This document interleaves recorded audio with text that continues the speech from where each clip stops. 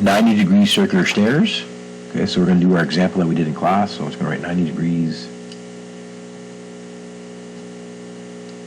circular stairs. Okay, so kind of what we're dealing with. So that's the problem, what we're given for info for our example number 1. So let's do example number 1 here that we did in class.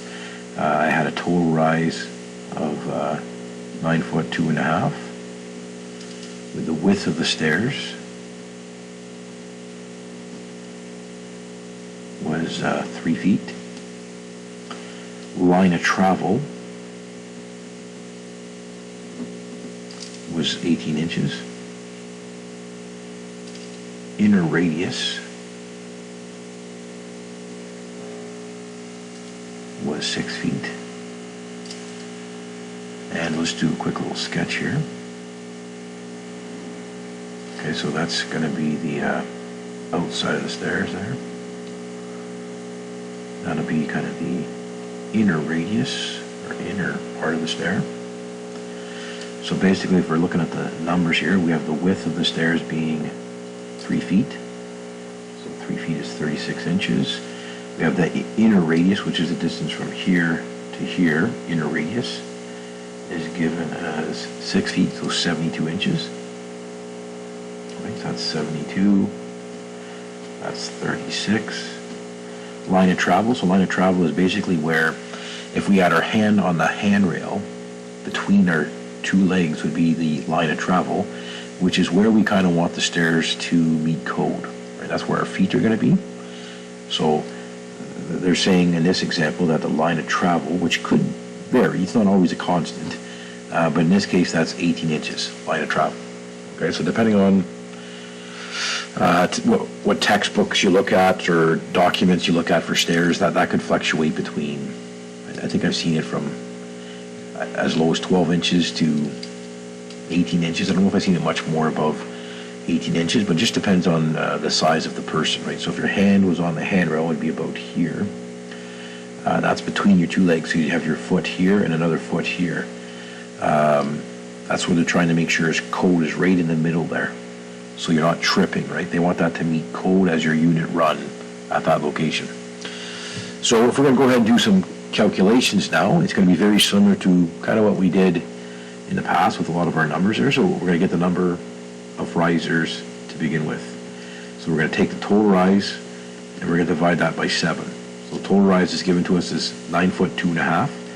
So 9 feet is 108 plus 2 is 110.5. So we're going to grab that number, 110.5, and we're going to divide that by 7. Okay?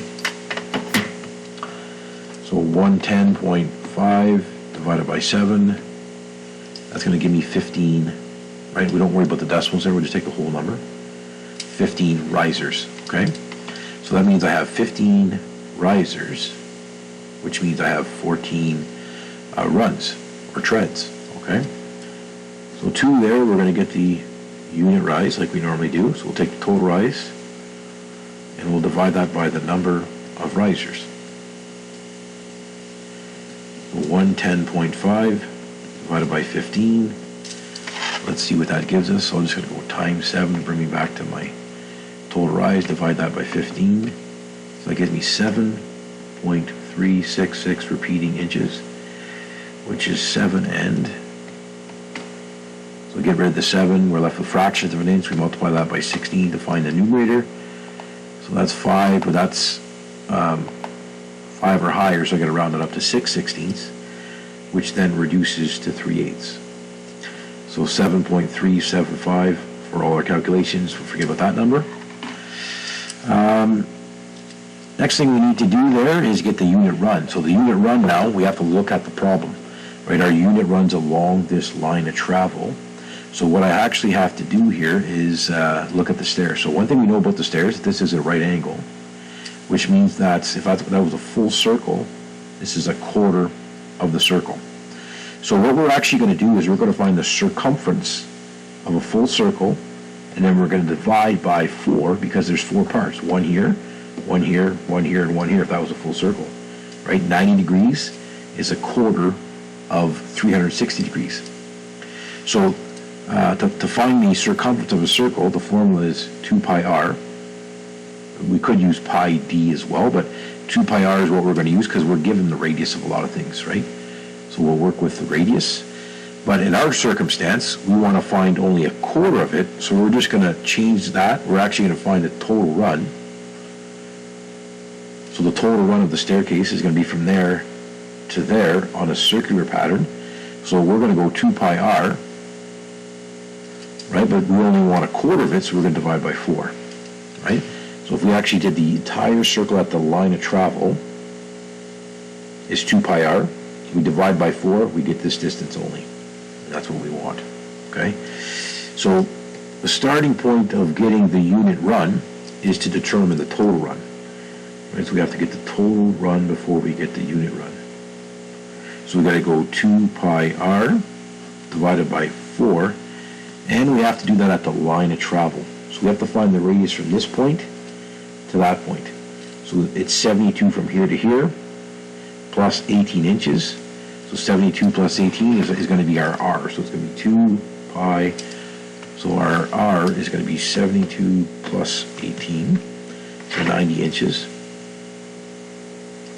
And then we're going to divide that by 4. Right? So that's going to give us our distance from there to there. So 2 times 3.14. So we're going to use 3.14 as pi. That's what they tend to do with the Red Seal exam, so we're going to do the same. We'll multiply that by the 90, and then we'll divide that by 4. So that gives us 141.3 inches. I'm going to leave that number in decimal, just because we only really need for calculations. But that's basically saying that the distance from here all the way to here is 141.3. So we know there's 16 risers, which means there's 14 treads. So if I took that number now, which is the total run, and then divided it by the number of runs, which is 14, I'll then know the individual size of the unit run at that line of travel location, right? So right now we're finding the unit run, which is at the line of travel. The unit run's always at the line of travel, okay? So basically I'm taking the 141.3, which is the total run, and I'm dividing it by the number of runs, which in our case is 14, because there's 15 risers. There's always one less. So if I just leave that calculator number, or our calculator is already set with the number we need, we're going to divide that by 14. So that gives us 10.092. So we've got to make sure that this number here is above 10 inches, which it is.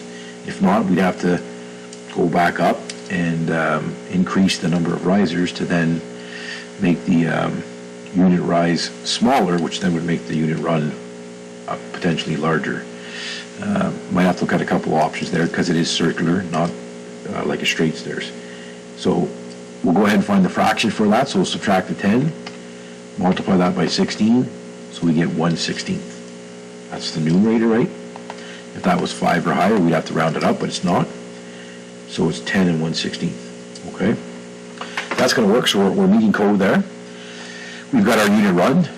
So basically now, right, if we measured 10 and a 16th here, and we chalked a line through that point, that's kind of giving us our layout. There's tread 1, so it's a little narrower here than it is here, right?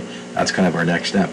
So our next step is finding the narrow end of the tread. Narrow end of tread. Which is kind of what we're asking for on the assignment as well. So now I'm looking at right here, basically, right? So I want to find out what is the distance, first of all, from here all the way to here. Once I have that distance, I'll divide by 14 just like I did here. So that distance there is not really called a total run, but that's kind of what we have to do first, right? The first step is finding that distance. So I have to use basically 2 pi r divided by 4 at that location. So the radius is 72 divided by 4, which then is going to give me that entire distance, which will then divide by the number of runs.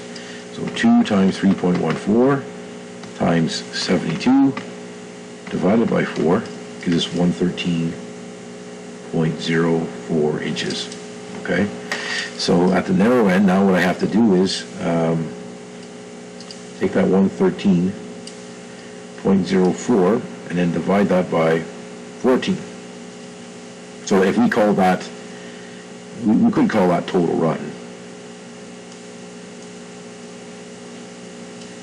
Right, so down here we're basically taking the total run at that location, and then we're dividing it by the number of runs again.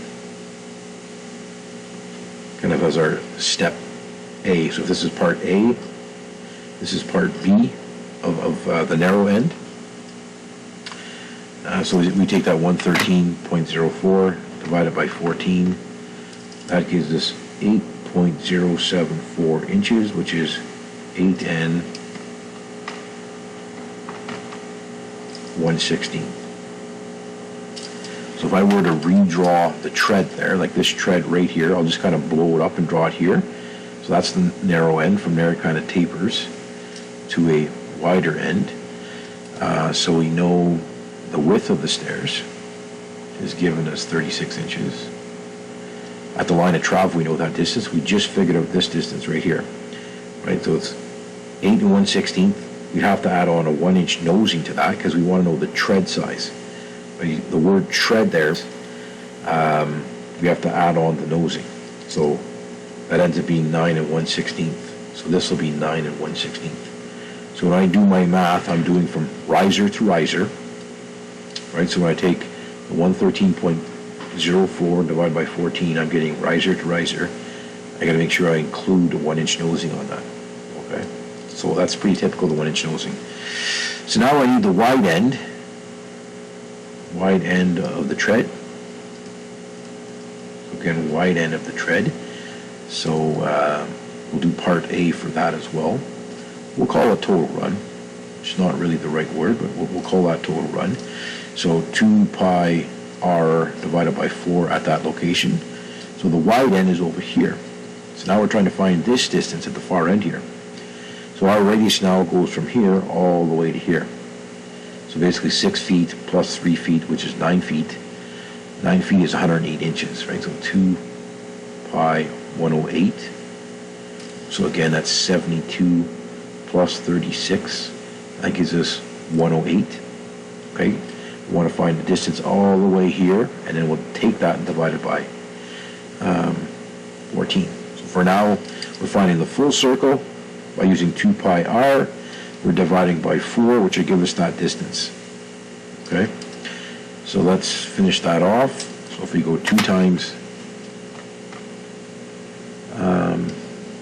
3.14 times 108 divided by 4. So that gives us 169.56 inches, which is the distance from here all the way to here. So now I want to find that dimension, right? So the wide dimension. So I take the total run at that location, and then I divide that by the number of runs. So that's our total run at that location, which is 169.56. Number of runs is 14, right? 14 runs, because there's 15 risers. So I have that number still in my calculator, so I'll go ahead and divide that by 14. That gives me 12.1114, which is equal to 12 and, so subtract the 12, left with fractions of an inch, multiply that by 16 to get the numerator. That's 5 or higher, so I have to make it 2/16, which is an eighth, right? Instead of being 1/16, that's 5 or higher, so I make that 2/16, which reduces to 1/8. Don't forget to add the 1 inch onto that, so we have 13 and 1/8 at the wide end. So that distance right there will be 13 and 1/8. Okay? And that's pretty well as far we're going to take it. So the key there is remembering to add on 1 inch, right? Add 1 inch on for nosing. Same thing over here. Add 1 inch on for nosing, because we want to know the tread size which would be something that we'd actually have to go ahead and mill and create. There's lots to the circular stairs. That's kind of as far as we're going to take it. We will do some odd angled circular stairs as well. But for now, that's it.